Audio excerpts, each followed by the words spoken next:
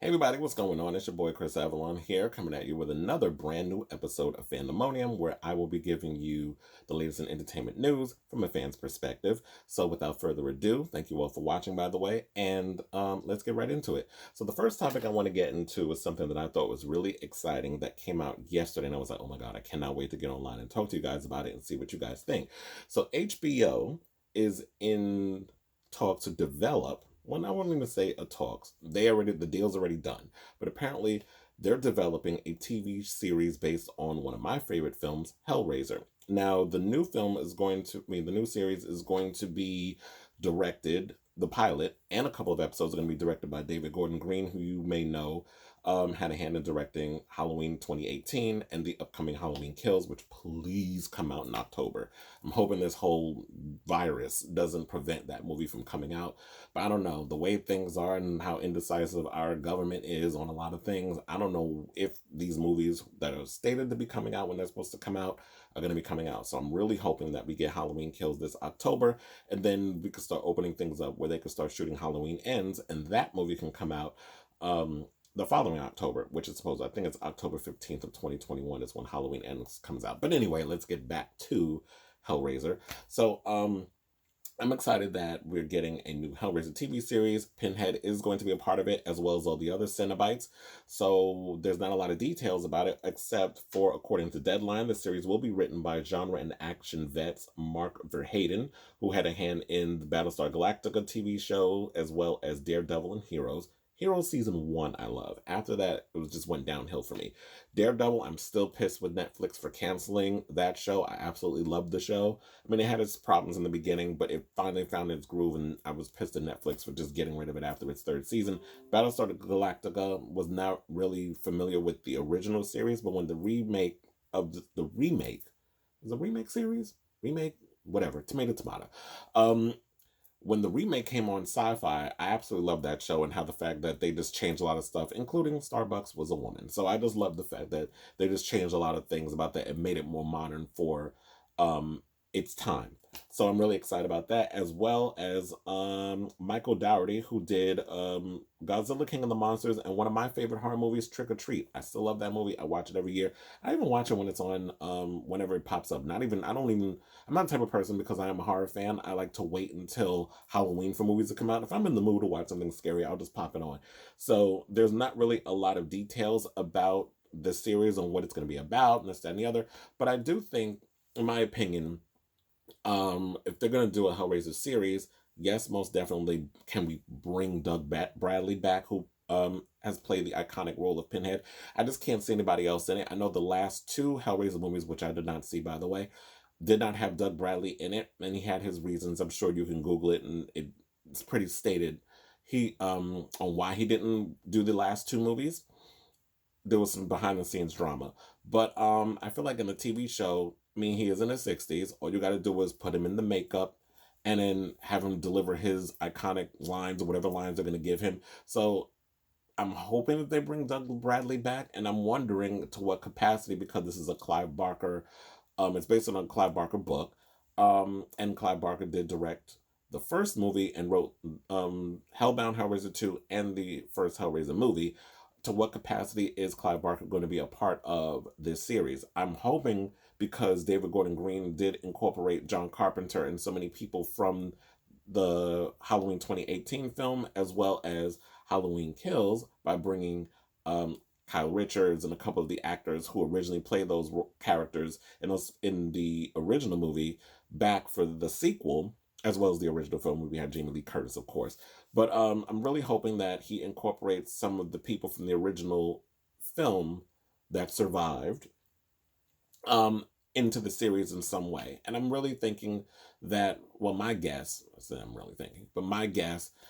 in regards of how to do the series, I would say take more of a American Horror Story anthology approach, which would be you can bring new characters in each season who find the puzzle box and tell stories with them, and then you kill them off, and you can do that with each season. So I think if you take more of an anthology approach and you kind of get more into developing of the characters, plus bring on the amazing gore, but with an HBO budget, I'm sure that they're really gonna up it up with the exquisite sets, costumes, and practical effects. Please, no digital stuff. I hate when they do like digital effects because it doesn't kind of flow. If you can mix the digital along with the practical, I would like to see that. So I'm really excited about this.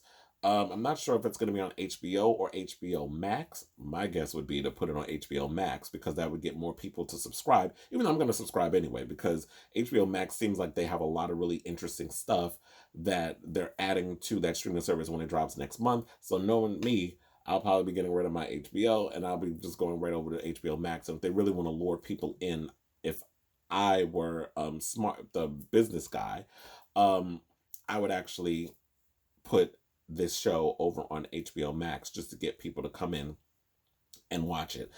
So the next topic I want to get into is about DragCon. So DragCon was supposed to kick off this weekend in Los Angeles. But of course, due to a certain virus that's still ringing its ugly ass head, apparently it's not happening. But World of Wonder and a lot of the queens have found a way to actually still have DragCon without resorting to being out in public. So RuPaul's, according to Hollywood Reporter, RuPaul's Digital DragCon is set to kick off this weekend, Saturday and Sunday, 12 p.m., 3 p.m. Pacific, which kind of threw me off because I'm like, 12 p.m. Eastern Standard Time? That would be over on the East Coast where I'm from, which I'm in New York. And then 3 p.m. Pacific. So does that mean you're only going to show it on YouTube on the East Coast at 12 and then at 3? Because we're 3 hours ahead of LA. So if I was thinking it would be 3 p.m. on the East Coast, but 12 p.m. on the West Coast. That would make more sense. But I digress. This is what they wrote. Let's go with it. So RuPaul Digital DragCon will take place on Saturday and Sunday as a YouTube premiere on series producer World of Wonder's YouTube channel, Wild Presents. The virtual event will feature entertainment, panels, Q&A, performances, shoutouts, and more content from the queens made famous on RuPaul's Drag Race. Now, the list of stars was set to premiere on DragCon's YouTube digital situation will be Adore Delano, Alaska, Aquaria, August Getty, Blue Hydrangea, Honey Davenport, Jackie Cox, Jake Shears, Karen from Finance, Manila Luzon, Maya Miller, Miami Knight, Miss Cracker, Mystique Summers, Nikki Doll, Nicole Page Brooks, Rebecca Black, Scaredy Cat, Scarlet Envy, Sugarcane, Something Wong, Tammy Brown, The Vivian, Varla G. Merman, who's an icon, by the way, in the drag world, Vinegar Strokes, Widow Von Du, Yuha Hamasaki, and Tony Hale. So, if I have the time, I will definitely be checking it out because it's going to be going on around the time that I'm going to be doing my radio show. So, if anything, I'll try to pop in and watch some of the live video if I can. If not, I'm sure because it's on YouTube, it'll permanently be up there so I can always go back and watch it, and then I'll just give my review on it once I've seen the whole thing. So I actually think this is smart. And what I'm wondering is if they're going to be doing a lot of these performances, is since they're going to be probably having a lot of people performing and stuff and doing things, I'm wondering if they're going to do it like how a lot of people have been doing digital drag shows, which is they're performing in their house, or like I saw Laganja doing, she did a whole performance out in the street, or some people getting pulled on the roof of a car, this, that, and the other. Like, people have found creative ways to do videos.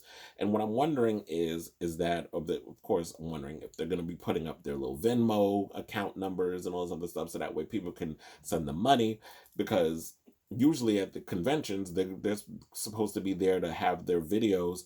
They're just having stuff to sell to the fans. Like, the fans are waiting online for a long period of time, and they're waiting to get an autograph or to buy merch and stuff. So I'm wondering how they're going to make all this work. I'm just curious to see how all this is, and I'll definitely be paying attention when it happens.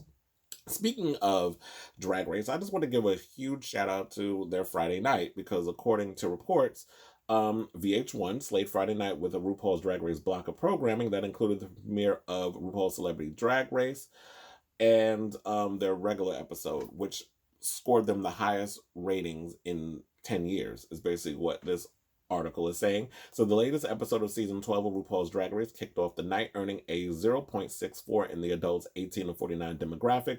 This was the second highest rated episode of the season. The debut of RuPaul's Celebrity Secret Celebrity Drag Race followed and earned a 0.58 in the demo, and 685,000 viewers tuned in to see Riverdale's Jordan Connor, comedian and actor Jermaine Fowler, and Younger's Nico Tortorella get drag makeovers from Drag Race alums Trixie Mattel, Bob the Drag Queen, and Monet Exchange. So, it was a pretty good episode. I'm probably going to just do a quick review. One of the things I did love the political episode of Drag Race where they had the girls up there doing a mock debate and all this other stuff. It was pretty funny. I know a lot of people have been getting on Jeff Goldblum because, the recent controversy about him asking the question about Muslims and the Muslim religion and how they treat Muslim and Islam, that whole conversation and how LGBTQ people are treated and women are treated in the faith. And I know it's a complicated issue, and I know a lot of people said it's not the time and the place, but I felt like if he was curious, why not ask right then and there? And who knows, down the line, I'm sure during the reunion or in interviews down the line with Jackie Cox, I'm sure many reviewers and reporters will be asking Jackie Cox's very question on how she felt when he asked him that. And I felt there was nothing wrong because I think a lot of people think that when you think Muslim and Islam and that sort of thing, they do have a negative connotation on them based on media, how they've been treated in a lot of TV shows. Like when you watch shows like 24 or a lot of movies, Muslims are painted as terrorists or in a negative light. So for someone like Jackie Cox to come on and represent their heritage and represent their culture and see that side, I thought it was refreshing, and I thought it was good on Jackie to answer the question based on what he was saying, because he didn't know. And if you don't know, the only way you will find out is by asking. So to not ask would be even more ignorant. So I just thought it was good on Jeff because he wasn't familiar, he wasn't that aware to ask. Because I think Jeff Goldblum's Jewish. I would assume by the last name being Goldblum that you are Jewish. So, and then I remember some people were saying, well, if it was a Christian, or that's not the only religion, if it was somebody who was dressed in, like, representing Christians or this, that, and the other, I bet you he would have said that. First of all, you don't know what he would have asked if someone with that, when it came down the runway. He was asking based on what she was wearing. Now, if somebody was wearing a big old sundress and a giant hat when you can't see past them, if you want to talk about Christians and Pentecostal, whatever kind of religion, where you see a lot of the women wearing all these crazy outfits and stuff in church who want to be seen and not making it about the Lord and all this other stuff, then I could see that would be a valid argument. But to say that you don't think that someone would ask if it was another religion, I just think it's bullshit. And I think that you can't be in somebody's brain and say what they're going to ask if you don't necessarily, if that situation hadn't presented itself. So I thought it was a very good episode. I also liked RuPaul's Secret Celebrity Drag Race. I know some people were making comments online talking about, we're the celebrities. The most famous people on here is Monet, Bob, and Trixie. And it's like, first of all, as a viewer and as a fan, who are you to determine someone's level of celebrity and someone's level of fame because you're not familiar with their work? I was very familiar with Nico Tortorella. I remember Nico Tortorella when he was in Scream 4. Yes, he was in that movie. Watch it again. He was also on the show Younger, and he's about to be on another Walking Dead spinoff. We have a Walking Dead spinoff coming out. He's on that show whenever that comes out. I forgot the name. I don't have the information in front of me. But yes, he is a part of that series. I heard it's like a limited series or whatever, but he's on that show as well. So he's a TV actor. I was familiar with Jordan Connor because I watched Riverdale. He plays Sweet Pea on the show. So I was familiar with him. The only one I was not familiar with was Jermaine Fowler because he's a comedian. I'm not really familiar with his work. I've never seen him before. So if y'all thought that y'all were getting someone like Brad Pitt or somebody to come up on there and doing drag, y'all watching the wrong damn show. Because number one, VH1 with they cheap asses and everything else is going on with that. There's no way that they're going to be putting top dollar into big name celebrities. They're going to go in with young actors or people who are in the entertainment field who are willing to try out and do something different. So if y'all thinking and that it was going to be some mainstream big name actor, like, I don't know what show y'all watching, but y'all wasn't getting that. I think a lot of times the fans are so spoiled with these big name celebrities coming on, with the Lady Gagas and the Nicki Minaj's and all these big names coming on, that y'all been so spoiled with these celebrity guest judges that you've put RuPaul's Drag Race on such a high pedestal. Yes, it's a highly produced show, and they do put a lot of money and it seems into a lot of the production.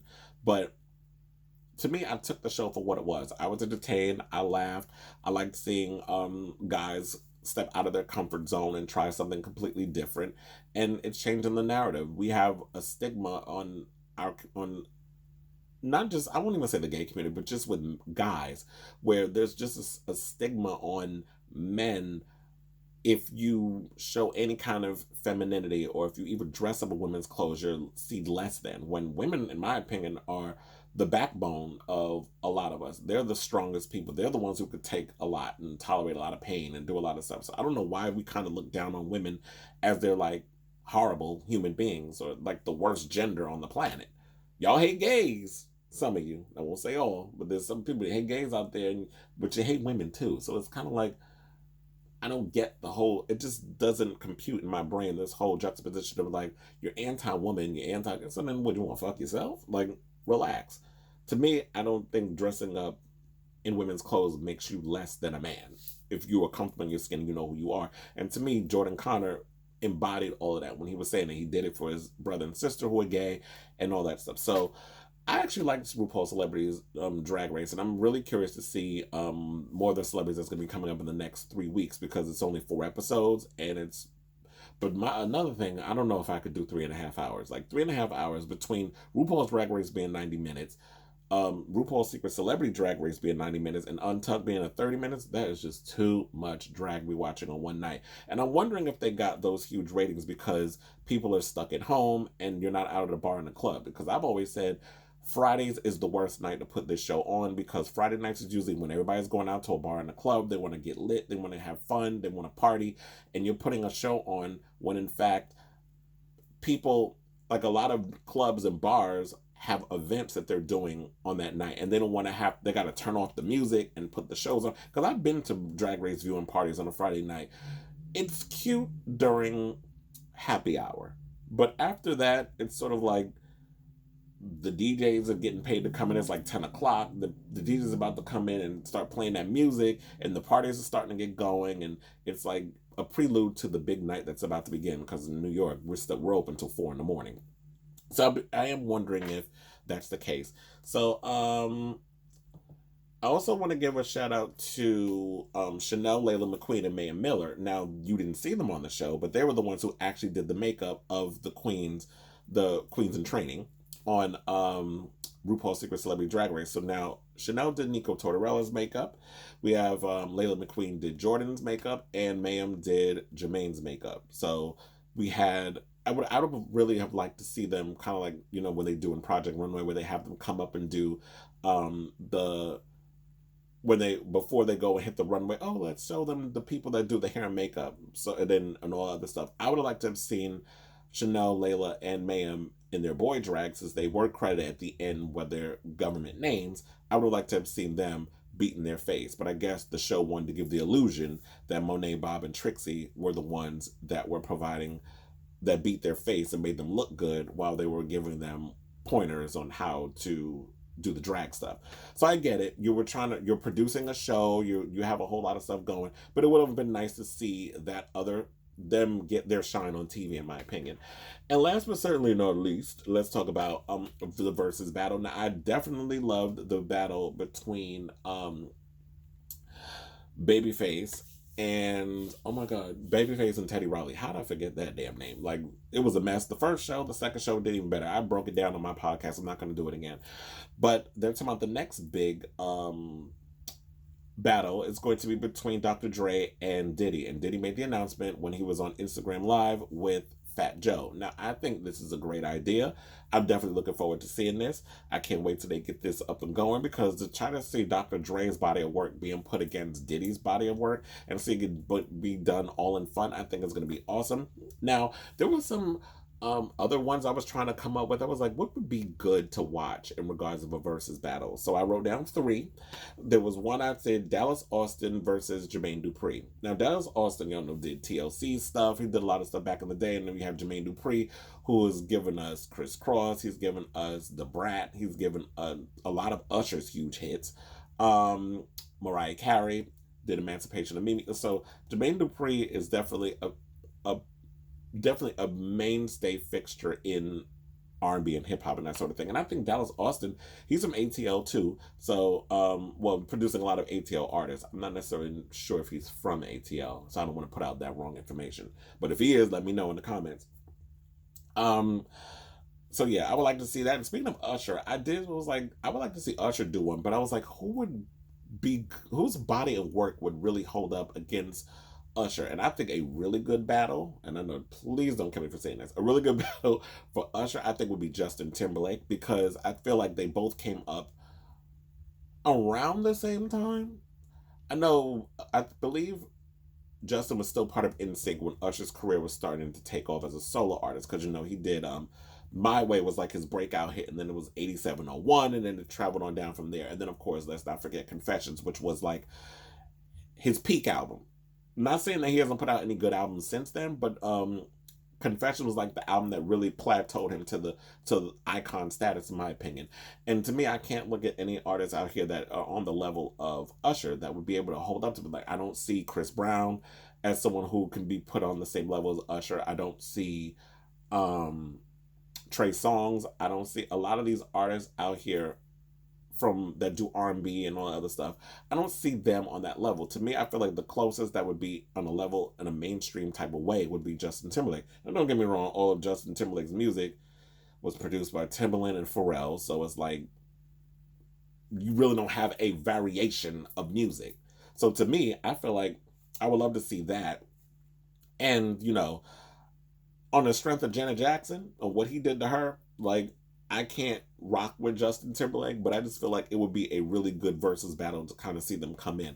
But I know the fans are probably going to go in if they be like, why y'all pick Justin? It's like, look, it's all in good fun, that sort of thing. Another thing I know the fans will probably go bonkers for would be Lil' Kim versus Nicki Minaj. Now, I feel like aesthetically and musically, they're kind of on the same page in a lot of ways. Like, Lil' Kim has the pop songs, she has the R&B songs, she has the song that she raps and sings on, she has the hardcore rap songs, she has the songs about her cootie cat.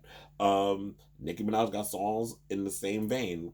Yeah, they're aesthetically different slightly in a lot of their musical styles, but to me they're similar in a lot of ways. So I would love to see that. I just hope that, because Verzuz is all about keeping it on wax, keeping it friendly, having a good time, that sort of thing. I just don't want those fans, like the hardcore Lil' Kim fan. And I am a hardcore Lil' Kim fan, and I like some of Nicki Minaj's stuff. Not necessarily a barb, but I like some of Nicki's stuff.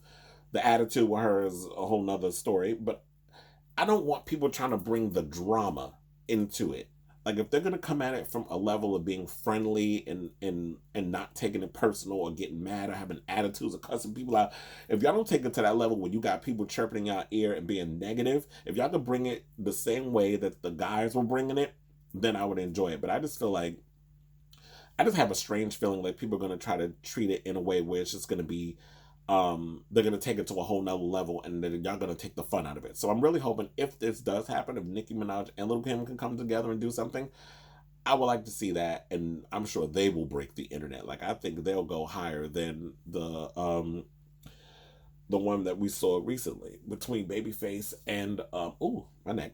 It's like between, what was it? Oh my god, I'm like forgetting names again. What is wrong with me? Let's see, this is why I should write stuff down at all times. But anyway, between the recent one that we saw, Babyface and the singer from Guy. Oh my god, I forgot. But you know who I'm talking about. I know you're probably screaming at me right now. Anyway, but I digress. But anyway, on that note, I just want to say thank you all for watching. Child, this video was a mess, but I'm living for it. I love the fact that thank you all for tuning in. Click like and subscribe. Also, leave comments at the bottom. Who do you think would be a great match on Verzuz? And give me your thoughts on all the topics that we talked about. I would like to hear your thoughts on the Hellraiser TV series, as well as what's happening with RuPaul's DragCon, and what do you guys think of the episode with Jeff Goldblum on last week's episode of Drag Race, as well as what do you guys think in regards of RuPaul's Secret Celebrity Drag Race. I'm curious. I want to hear your thoughts.